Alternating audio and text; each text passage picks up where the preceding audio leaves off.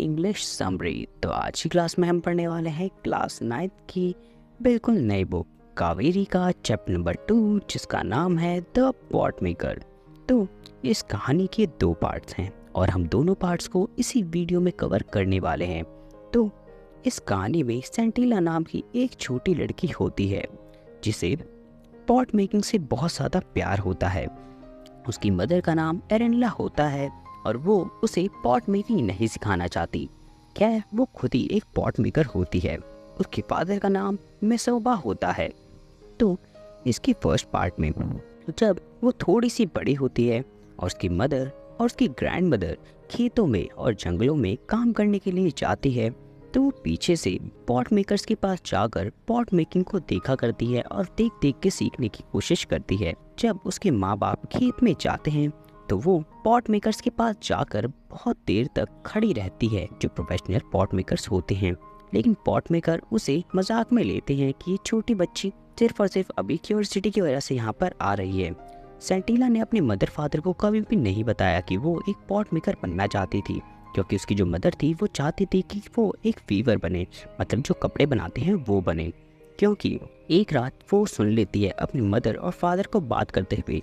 उसकी मदर कहती है कि मैं उसे वीविंग ही सिखाना चाहती हूँ क्योंकि पॉट मेकिंग में ज़्यादा पैसा भी नहीं है और आपको पता है रेड और ग्रे क्ले लेने के लिए मुझे 16 किलोमीटर दूर रिवर साइड पे जाना पड़ता है और फिर इतनी भारी मिट्टी को अपने कंधे पे लेकर इतने लोड को लेकर क्लाइंब करना पड़ता है और फिर बाम्बू में उन्हें डालकर फिर पानी को मिलाकर उन्हें नरम करो। और इससे मैं बहुत ज़्यादा थक जाती हूँ और इसमें महीनों का टाइम भी लग जाता है और बदले में मुझे बिल्कुल भी पैसे नहीं मिलते, वो पैसे बहुत ज़्यादा कम होते हैं।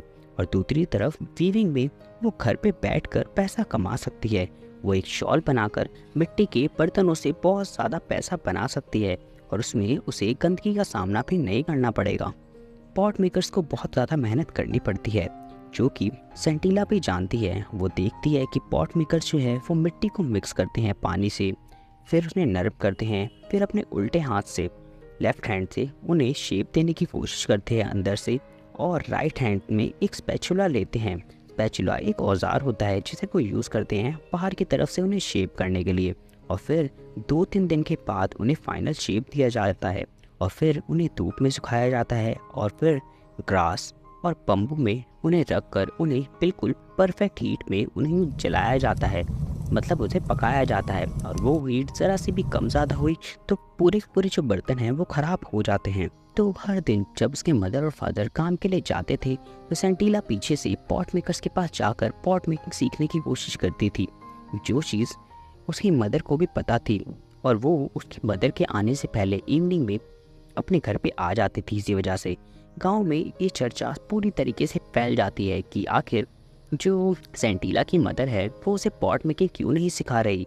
और फिर जो उसके फादर है उन्हें काउंसिल ने बुलाया और ये बात काउंसिल ने उनसे पूछी कि आखिर तुम्हारी वाइफ तुम्हारी बच्ची को पॉट मेकिंग क्यों नहीं सिखा रही। ये चीज़ हमारे पास पुरखों से आ रही है, पुरखों ने हमें ये चीज़ बनानी सिखाई है और उसे ये चीज़ सिखानी ही होगी अपनी बेटी को। तो फिर उसके फादर कहते हैं देखिए वो थोड़ी बीमार है और थोड़े ही दिनों में जब वो ठीक हो जाएगी तो फिर उसकी मदर उसे बहुत ज़्यादा अच्छे तरीके से पॉट मेकिंग सिखाएगी और वो गांव की सबसे बेस्ट पॉट मेकर बन जाएगी। और फिर घर पे आकर जो उसके फादर हैं वो उसे कहते हैं कि चलो तुम इसे पॉट मेकिंग सिखा ही दो। फिर इसी के साथ इसका फर्स्ट पार्ट ख़त्म हो जाता है। हम अब बढ़ते हैं सेकंड पार्ट में। सेकंड पार्ट में हमें 1 साल बाद का टाइम बताया गया है जब जो उसकी मदर है वो उसे रिवर साइड पे लेकर जाती है रेड और ग्रे क्ले को इकट्ठा करने के लिए।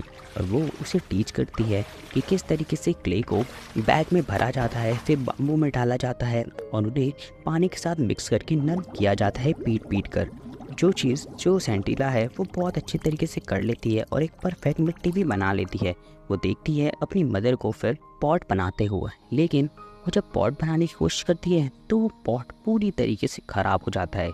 उसे काफ़ी निराशा फील होती है। उसकी मदर दूर से बस उसे देख रही होती है और सेंटिला को काफ़ी ज़्यादा टेंशन हो रही होती है। फिर 1 साल के बाद उसे डॉर्मिटोर्स में जाना पड़ता है, जो कि एक लड़कियों की हॉस्टल जैसी जगह होती है जहाँ पर हर लड़की वहाँ की जाती ही है।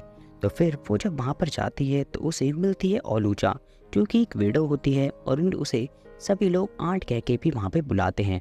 वो काफ़ी काइंड लेडी होती है और वो सेंटिला की हेल्प करना चाहती है। तो एक इवनिंग जब सारी लड़कियाँ म्यूजिकल देखने के लिए जाती है और सेंटिला अकेली होती है और वो अपने बैग में से जो पॉट बनाने का सामान होता है, मतलब मिट्टी और भी बाकी सारे औजार, वो उसे निकालती है और पॉट मेकिंग की प्रैक्टिस करती है। तो ओलूजा वहाँ पर आती है और कहती है, क्या मैं तुम्हारी कुछ मदद करूँ? जिसे देखकर जो सेंटिला है उसे काफ़ी स्ट्रेंज फील होता है कि क्या ये सच में एक पॉट मेकर है। और जो ओलूजा है वो एक बहुत अच्छा सा पॉट रेडी कर देती है, जिसे वो सेंटिला को भी सिखाती है और सेंटिला भी एक बहुत अच्छा सा पॉट रेडी कर लेती है। लेकिन उसकी ओपनिंग में थोड़ी सी दिक्कत होती है। तो वो कहती है कि नेक्स्ट टाइम जब तुम्हारी मदर ओपनिंग रेडी करे तुम इसे ज़रूर देखना। उसने सेंटिला ने जो पॉट से बनाया था उसे देखकर उसे बहुत ज़्यादा खुशी और एक्साइटमेंट फील हो रही थी। तो अगली बार जब उसकी मदर उसे रेडी कर रही थी, मतलब जो ओपनिंग रेडी कर रही थी, तो वो उसे बहुत ध्यान से देख रही थी। तो एक दिन जो उसकी मदर होती है वो कहती है कि देखो, आज धूप बहुत अच्छी निकली है, तो हमें जितने ज़्यादा बर्तन हो सके उतने ज़्यादा बर्तनों को रेडी करना है। तो फिर वो दोनों लग जाते हैं। जो उसकी मदर है वो एक बैच को बहुत जल्दी फटाफट करके रेडी कर लेती है और फिर वो कहती है कि सेंटिला, मेरी तबीयत थोड़ी ठीक नहीं लग रही और मेरी बॉडी में भी काफ़ी पेन हो रहा है।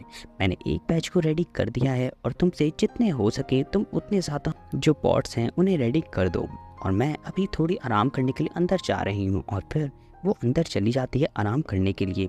फिर जो सेंटिला है वो पॉट बनाना स्टार्ट करती है और सरप्राइजिंगली वो बहुत जल्दी बहुत अच्छे, मतलब परफेक्ट जैसे ही पॉट्स को रेडी कर लेती है और वो एक के बाद एक बहुत जल्दी पॉट्स को बना लेती है। और फिर वो आखिरी में जब काउंट करती है तो वो अपनी मदर से सिर्फ एक पॉट कम रेडी करती है और इस टाइम तक वो काफ़ी थक भी जाती है और उसे भूख भी लगती है। तो वो अपने घर पे अंदर की तरफ जाती है और वो देखती है कि जो उसकी मदर है वो ज़मीन पे पड़ी हुई होती है और वो सांस भी नहीं ले रही होती। वो घबरा कर गाँव में जाती है मदद के लिए और गांव के लोग वहां पर आते हैं और फिर वो लोग जब चेक करते हैं तो उसकी जो मदर होती है वो अनफॉर्चुनेटली वहां पर नहीं होती, मतलब उसकी डेथ हो चुकी होती है। फिर उसकी फादर को भी बुलाया जाता है। जो सेंटिला है उसके लिए ये जो दिन होता है वो बहुत ज़्यादा दुख का दिन होता है, लेकिन उसकी मदर ने जाते जाते उसे पॉट मेकिंग बहुत अच्छे से सिखा दी थी। तो इसके बाद जो ओनुला है वो वहाँ पर आती है और वो देखती है कि जहाँ पर पॉट रखे जाते हैं वहाँ पर पॉट के 2 बैचेस रखे हुए हैं और वो बिल्कुल सेम टू सेम लग रहे हैं। और उसे ये चीज़ यकीन थी कि इतने सारे जो पॉट्स हैं वो एक अकेला इंसान नहीं बना सकता।